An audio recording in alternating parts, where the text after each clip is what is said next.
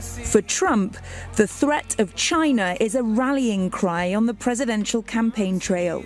Radical left politicians and incompetents like Kamala Harris have waged a war on your Commonwealth, assaulted your oil and gas jobs, and sold off your manufacturing jobs to China. Trump's opponent's delivery couldn't be more different, but Harris's message is essentially the same. The US will not let China prevail. I will make sure that America, not China, wins the competition for the 21st century, and that we strengthen, not abdicate, our global leadership. Trump's weapon of choice in his crusade against Chinese dominance is tariffs. For decades, nobody paid, China never paid one penny, not one penny to us until I came along. They paid hundreds of billions of dollars in tariffs and taxes under me. President Biden's maintained and in some cases expanded those tariffs. A 100% tariff on electric vehicles made in China. People say, wow. Harris is expected to continue these policies if she wins. But Trump has pledged to go further, proposing blanket import duties of 60% or higher on goods from China. That could cost the typical US household more than $2,600 a year, according to the Peterson Institute for International Economics. We have controlled experiment, in a sense, of the Trump tariffs and how that affected manufacturing. There have been a couple of high-quality studies which indicated that they did not save any manufacturing jobs and probably lost manufacturing jobs on net.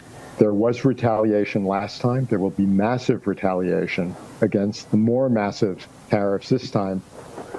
The next president will also have to manage the risk of military retaliation too, dealing with incidents like this one, as a Chinese warship cuts in front of an American destroyer in the Taiwan Strait. Beijing claims the self-governed island as its territory and considers the passage of warships from other nations as a challenge to its sovereignty. Harris has declined to say whether she would use military force to defend Taiwan, which is consistent with US policy. Instead, she's emphasized the importance of military communications with China and supporting Taiwan's ability to defend itself. I don't think that's maneuver anymore. But Trump has dodged that question and demanded that Taiwan pay for US protection. So what happens when Donald Trump says, I don't care about defending Taiwan? China thinks there's an opportunity there, and then we change our mind after having given the green light. That's where rhetoric can really matter. And that's where the two candidates really differ when it comes to China policy. So at that level of conceptual, substantive policy, there are some areas where agreement has emerged. Full stop. Harris and Trump are very different people, and the way they make decisions in crises is extraordinarily different. Their vision for the US to prevail against China may be shared, but they have very different ways of achieving it.